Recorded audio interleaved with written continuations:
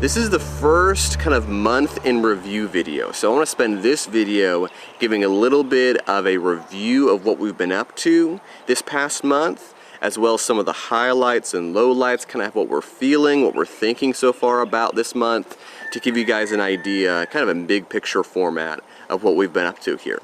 So the first thing I want to do is give you guys a little bit of an overview of what we've been up to here, okay? So October 2nd, we touched down in Lungi. The airport in Sierra Leone is located in Lungi. We stayed the night there because it was pretty late after we got through with all of the COVID testing and all the procedures that was there at the airport. Then the next day, on October 3rd, we traveled to Bo and we stayed 3 weeks at the Imperial Hotel.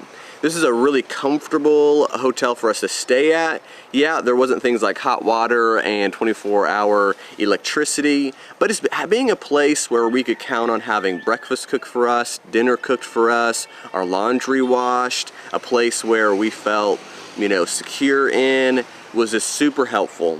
While we were there, the primary mission and objective was looking for a house. And so we're so appreciative of all of the brethren here that were going over and looking at various properties and then showing us some of the properties, giving us some advice regarding what's a good place, what's a bad place, this is overpriced, this is a good deal, these are some things you want to be thoughtful of in this neighborhood versus that neighborhood.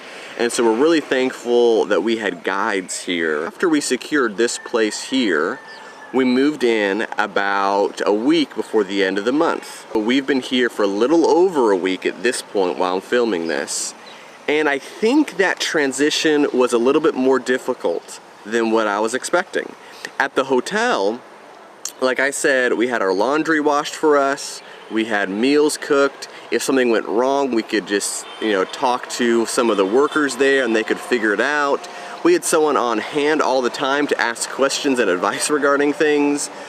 When we moved here, I think we're really excited, but at least for me, I was a little bit naive about some of the challenges of kind of being on our own. And there were some things that kind of amplified some of those challenges. When we got here, we were told that there would be electricity that was on at least 6 hours a day, and that we would have running water. We had neither for 3 or 4 days. And so that was a burden that maybe we didn't expect. And the time of day that we feel that the most is in the evening hours. You've been working so hard, it's so hot here in Sierra Leone, and you just want a shower. And you can't really take a shower. We were able to pull up water from the well in a bucket, and that was fine. But not having any lights, not having anything to power a fan, that just kind of took a toll. Well, we're just getting maybe 3 or 4 hours of sleep a night because we're laying there on the bed just dripping with sweat. And so that's something that was probably the low point, is 2 or 3 days of being here under those conditions, maybe unexpectedly.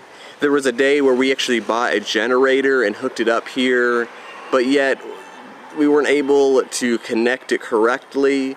And so we were unable to use it after a day of thinking we were going to be able to use it just to get some light and just to get some fans going.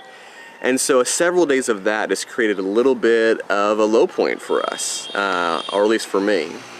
However, we got out of that and things are looking better now.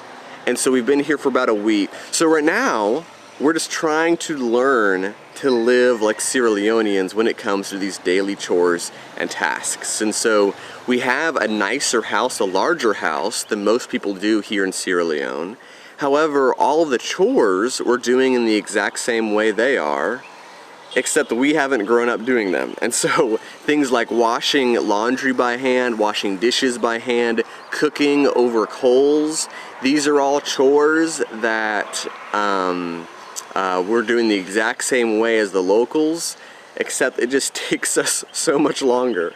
And so one of the objectives over this next month or so is just to get faster at it.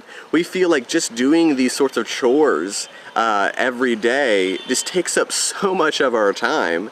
It's almost daunting to think about a situation in the future where I'll be able to do these chores along with studying personally and studying with people here in Sierra Leone. I know we're gonna get better at them and we're gonna get faster.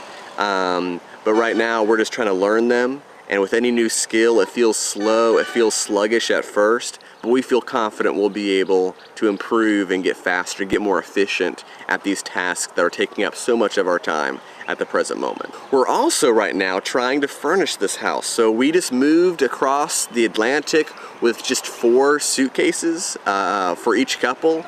And so we didn't bring a whole lot, which means everything that we need we're having to buy from the locals and from the marketplace. And so that takes time because there's no Walmart here. And so we're just kind of going from shop to shop, looking in, trying to find things like curtains and bed sheets and water buckets and pots and pans and groceries. And so this, because we don't know where to find all these things, again, just takes so much time.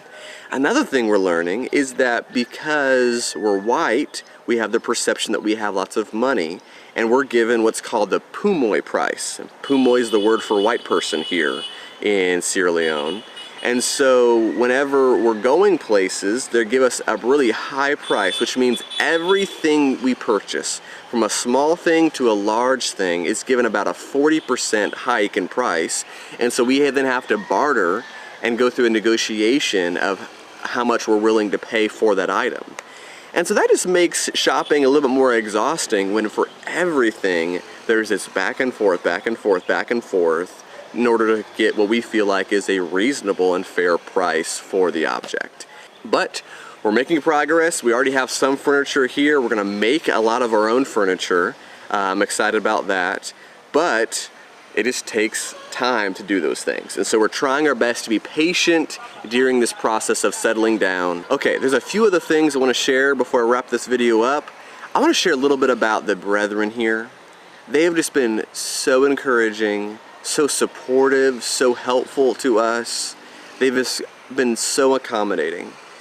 One ways they have, and I mentioned this before, is during our house hunting search, they just went around town looking for houses for us, showing us those houses, giving us advice regarding those houses.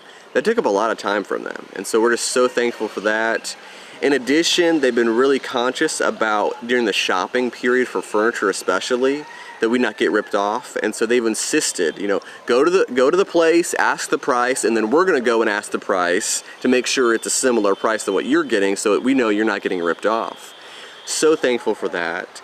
They've stopped by several times just to make sure that we're doing fine, we're doing okay. They've helped us with translating sometimes. Some of the contractors that we've been working with don't speak very clearly in Creole, and so there have been times where we've asked Muhammad to come over, or just to, you know, call him on the phone and give him the phone to talk to the contractor to be able to help us understand what's being said. So helpful. One specific instance I want to share is Brother Philip Sawi. Philip Sawi is the oldest Christian in the church here at Kendiama Road. And so he's just a jewel and a treasure, a very wise man. He's been a Christian for a few years now, and he got up on Sunday after church and wanted to announce something. He wanted to exhort the Christians here.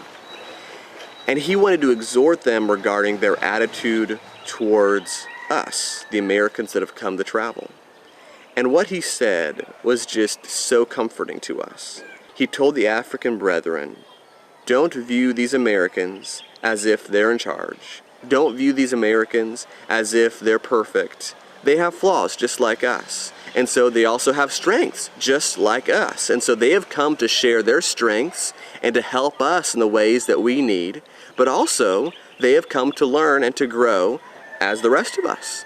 And so he said, if they make mistakes, if they mess up, if you see an area of weakness, don't think they are perfect. Go to them and share that. And so that was just so encouraging and so helpful that we had an older brother here in Sierra Leone really encouraging the brethren to have a healthy attitude towards us. That's something that we really had a high concern for, is making sure that the locals especially did not view us as these American saviors or the superheroes. No, We're just Christians that have come to serve and to work alongside these brethren. And so we've been sharing that, and we've been assuring the brethren of that. It was just such a blessing to have a local brother also just reinforce that message and that perspective towards us.